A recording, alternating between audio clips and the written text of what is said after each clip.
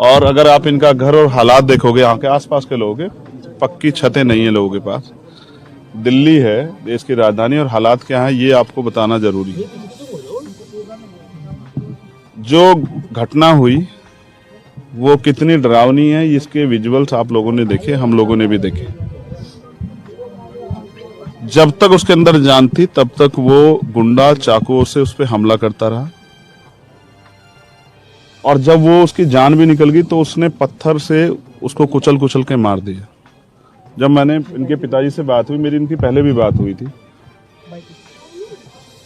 उसकी आंतें तक बाहर निकल आई, वो मौके पे मर गई। इतना हीनियस था सब कुछ। हमारी सबकी, मीडिया की, आम जनता की, राजनीतिक दलों की, सबकी ये मांग होनी चाहिए कि उसे सख्त से सख्त सजा मिले। लेकिन जब तक हम परिवार को नहीं सुनेंगे, परिवार से जानने का प्रयास नहीं करेंगे उनके ऊपर क्या बीत रही है, तब तक बात आगे नहीं बढ़ेगी। ये इतनी बड़ी घटना हुई, उससे पहले भी कई बार उस बच्ची को उसने डराने का काम किया। विरोध करने पे उनके पिताजी को जान से मारने की धमकी दी। देश की राजधानी है, गृह मंत्री जी का शासन है, पुलिस की क्या व्यवस्था है, पुलिस क्या कर सकती थी आप बेहतर जानते हैं। क्या नहीं हुआ, कहां गलती रही। अगर कोई सरफिरा यहां किसी बच्ची के साथ ऐसा कर देता है तो आप समझिए दिल्ली में बेटियां कितनी सुरक्षित हैं। ये होना चाहिए था कि इस परिवार को, क्योंकि कल रात में 2 बजे भी इनके साथ ताका झाकी हुई। कोई यहां झांक रहा था, कोई इनकी रेकी कर रहा था, लगातार रेकी इनकी जारी है। मैं जब पिछली बार रात में चुपचाप आया, क्योंकि मीडिया के लोग पूरा भौकाल वकाल मचा के रखते हैं, कहाँ थे, क्या हुआ, ये है वो है, तो उस रात मुझे पता लगा कि ये यहाँ पे नहीं है। फिर मेरी इनसे फोन पे बात हुई,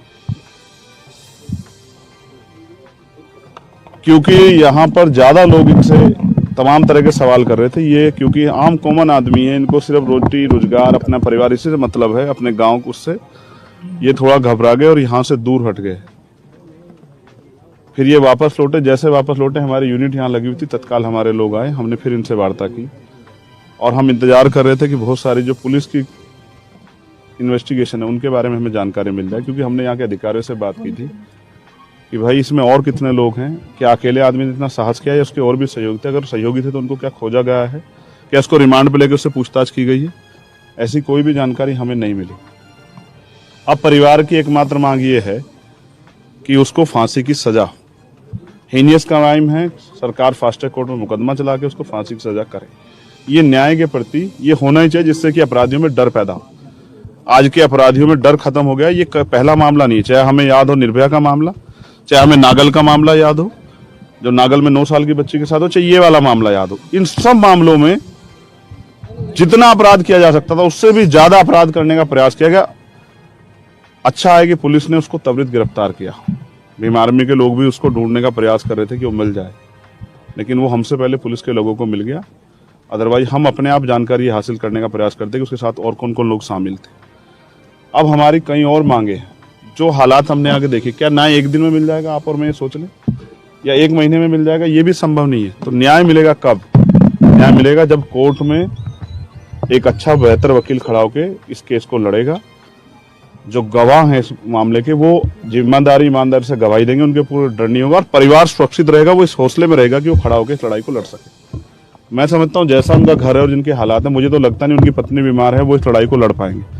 इसलिए सरकार से हम कई मांगे करते, सरकार ने कुछ मांगों की बात भी की है, लेकिन वो भी धरातल पे तो नहीं आई कि हम इनको इतना मुआवजा दे रहे हैं। मैं ये सरकार से मांग करता हूँ प्राथमिकता के तौर पे कि सबसे पहले अगर सरकार वास्तविकता में इनके साथ खड़ी है, केंद्र की भी और यहाँ की प्रदेश की भी।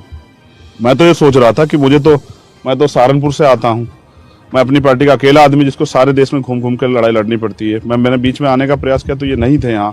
फिर मेरी इनके फ़ोन पे बात होगी, हमने कहा कि एक समय बना के हम लोग आएंगे, चुपचाप आपकी पूरी लड़ाई की जानकारी करके इसको लड़ेंगे। लीगल की तरफ से हमारे लोग इसको लड़ेंगे, इस केस को पूरे, कि उससे फांसी से भी कोई कठोर सजा हो तो हम लीगल के जरिए साबित करके उसको सजा दिलाएं। लेकिन प्राथमिकता के तौर पर सरकार को ये करना चाहिए कि परिवार सुरक्षित रहेगा और न्याय के लिए इनके साथ खड़े हैं, तो इनको एक घर जो है सरकार को देना चाहिए, जिस घर में ये कम से कम ऐसी छत तो हो कि जिसके अंदर ये चैन से पढ़ के सो जाएं, और एक सुरक्षा का माहौल। दिल्ली पुलिस को चाहिए था कि इनको सुरक्षा का माहौल देती, लेकिन मुझे तो नहीं लगता इनकी सुरक्षा, आपकी सुरक्षा में कोई आदमी नहीं सर, कोई नहीं है, 2 दिन से तो कोई नहीं है। इतने हीनियस क्राइम के जो परिवार के लोग हैं जिनके साथ अपराध हुआ, उनकी सुरक्षा की जिम्मेदारी मेरी है, पुलिस की है। हम तो कर लेंगे भीम आर्मी के लोग, लेकिन पुलिस को करनी चाहिए थी ना। 2 दिन में ही खत्म हो गया नाटक, 6 दिन में ही नाटक खत्म। उसके बाद आज तक पुलिस को नहीं सूझी कि वो अपराधी अपनी जान बचाने के लिए, अभी ये भी जानकारी में पुख्ता नहीं है कि उसने पहले भी एक हत्या की है। उसने नाबालिग रहते एक व्यक्ति को गोली मारी थी, वो जेल में रह के आया, वो आदी है अपराध का। आज यहाँ बहन बेटियां सुरक्षित नहीं है दिल्ली में, लेकिन ऐसे अपराधियों पे कार्रवाई करने के बजाय ऐसे अपराधियों का थानों में स्वागत होता है दिल्ली में। और अपराधियों के पक्ष में आप देखो कितने भी पिछले कई सालों का ट्रेंड है, अपराधियों के पक्ष में पंचायतें हो रही हैं, यात्रा निकल रही है। ऐसे गुंडों को जब तक सख्त सजा नहीं होगी, चाहे वो फांसी हो या उससे भी बड़ी, मेरी लड़ाई उनके परिवार से नहीं है, मगर मैं चाहता हूं कि उनको ऐसी सजा मिले कि कोई परिवार दोबारा किसी परिवार में ऐसा बदमाश, ऐसा गुनहगार जन्म ना ले। ऐसी सजा उसको मिलनी चाहिए। लेकिन इस परिवार का क्या होगा? इनकी एक बच्ची, एक बेटा है, वो 12 साल का है, बेटी इन्होंने पाली। मैंने इनसे पूछा, इन्होंने अपना पेट काट काट के इसको पढ़ाया। गरीब के पास क्या है शिक्षा के अलावा? उनको उम्मीद थी कि ये पढ़ लिख के वो भी वकील बनना चाहती थी, प्रदेश में देश में अपना योगदान देना चाहती थी, इस परिवार को अपने पैरों पे खड़ा करना चाहती, अपने पिता की आवाज बनना चाहती थी। आज इनके हाथ में क्या आया? तो सरकार का जो मुआवजा सरकार ने ऐलान किया है, क्या वो मुआवजा कब मिलेगा? क्या वो कागजों में रह जाएगा? क्या ये परिवार गुमनामी के अंधेरे में चल जाए? क्या इसको भूल जाएंगे लोग? तो मेरी ये मांग है, सबसे पहले इनकी सुरक्षा सुनिश्चित हो और इसको इस माहौल से निकाला जाए। प्रधानमंत्री जी भी कहते हैं कि हमने सबको आवास दी है, प्रधानमंत्री आवास योजना चल रही है, और दिल्ली के मुख्यमंत्री का कच्ची कॉलोनी पक्की हो गई। कौन सी कॉलोनी पक्की होगी? जरा हमें भी दिखा दो। हमारा परिवार तो यहाँ कहाँ रह रहा है? ये जानवर भी नहीं रहते इस बाड़े में जहाँ रह रहा है। वो सर लगता है ऊपर, सर नाला ही है, सर लगता है ऊपर छत पे, और वो तप रही है, वो छत नहीं है, एक वो टीन डली हुई है, वो तप रही है। उसकी माँ के हालात देखो क्या है, पीने को साफ पानी नहीं, खाने को रोटी, कैसे मिलेगा न्याय? कैसे लड़ेंगे? तो सरकार को जिम्मेदारी उठानी चाहिए, क्योंकि उनके हाथ में ताकत है। ये परिवार खड़ा कैसे रहेगा? बेलदारी का काम करते हैं, मालिक नहीं देगा रोजगार। जब पता लग जाएगा भाई इस साथ इतना अपराध हो गया है, लोग इसके आसपास घूमेंगे, तो सरकार इसको एक सरकारी नौकरी इस परिवार को दे, चाहे इनकी पत्नी को दे, चाहे इन्हें दे, जिससे परिवार अपने पैरों पर खड़ा हो। न्याय देना है तो न्याय की आवाज को, न्याय के चरित्र को मजबूत करना पड़ेगा ना। ये होगा न्याय कि ये अपने पैरों पर खड़े हो, अपनी बेटी के लिए न्याय के लिए लड़े, जैसे निर्भया की मां लड़ी, जैसे हाथरस का परिवार लड़ा, ये भी लड़े। और ये जाए, एक मिनट, इनको सरकार की तरफ से जो इनके पास ताकत है, सरकार इनको एक सरकारी नौकरी दे, इनको एक डीडीए का आवास दे। सबके लिए है ना आवास। जब गरीबों को नहीं मिलेगा, जो जरूरतमंद है उनको नहीं मिलेगा, जो लाभार्थी असली लाभार्थी उनको नहीं मिलेगा, तो ये किसके लिए? ठेकेदारों के लिए आवास। तो इनको एक आवास दें। अगर वो ऐसा नहीं करते, दुख इस बात का है कि देश के प्रधानमंत्री भी यही रहते हैं, गृह मंत्री भी रहते हैं, उनके बड़े बड़े नेता भी यही रहते हैं, दिल्ली के मुख्यमंत्री भी यही रहते हैं। लेकिन एक बार उनको इस परिवार की सुध लेने की नहीं लगी, मुख्यमंत्री जी को समय नहीं लगा। अब मैं आ गया हूं तो कहीं और लोग आएंगे आके इस परिवार के आंसू पूछने की बात की। यही होता है दिल्ली में, चाहे वो नागल का मामला हो, चाहे और कोई मामला हो। जब मैं आ जाता हूं फिर सब लोग आते हैं। लेकिन क्योंकि हमारा संगठन यहाँ काम करता है, हिमांशु जी, रविंद्र भाटी जी, हमारे महेश पवार, नरेंद्र बिकुराम जैन साहब, ये हमारे लोग हर मामले को लड़ते हैं। मैं तो आके चला जाऊंगा, लेकिन इस परिवार को न्याय कैसे मिलेगा ये तय करेंगे। हमारे सुप्रीम कोर्ट के जो लॉयर हैं, लीगल साल के हमारे जो इंचार्ज हैं MS आर्या जी, वो इस केस को लड़ेंगे और हम उसको फांसी से भी सख्त से सख्त सजा दिलाने के लिए हम फास्ट ट्रैक कोर्ट की भी जो हमारी मांग है उसको भी हम एनालिसिस करेंगे, उस पर हो रहा है नहीं हो रहा है काम। हम एविडेंस के साथ टेम्परिंग ना हो, इसलिए उसकी बेल को भी अपोज करने के लिए खड़े होंगे।